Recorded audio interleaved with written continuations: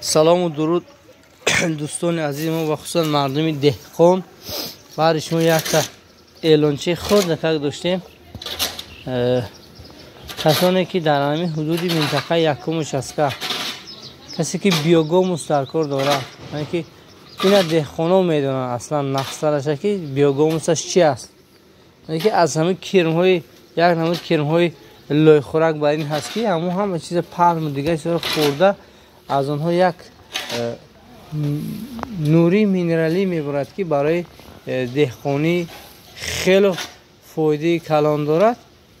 خواستیم که برای شما اگر کسانی که خریداری همین چیزا باشید برای دهقانی هاتون، برای زراعت هاتون، میتونید دوستو تشریف آورید به همین نزد استای حاجی اشور محمد. کسی اگر نشناسه حاجی اشور محمد که این کس یک جا نمیشن، دویم در همین کار و بار مشغول هستند، چون میخوان که همیشه جنبیده هستن و همین چیزا تشکیل کردن در خانه شون که همین بیوگاموس تیار کرده سر. نه الان که چند لینگه ها را گویم پر کرده مانده هستن، اینا اینجا و نف تیار کرده سرم.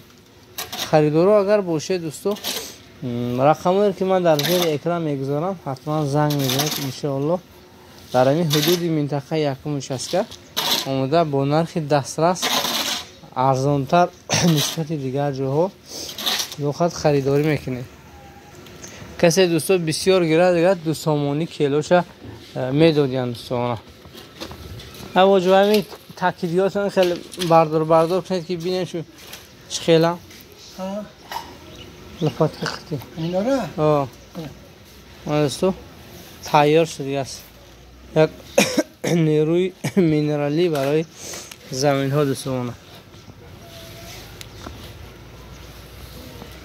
دوخت زنگ میزنید کسی که در کار داشته باشه برای پمیدار شیناندن، برای تربوز و خربوز و نمیدونم بلگر و همین چیزا و این چیز خیلی چیزی خوب است.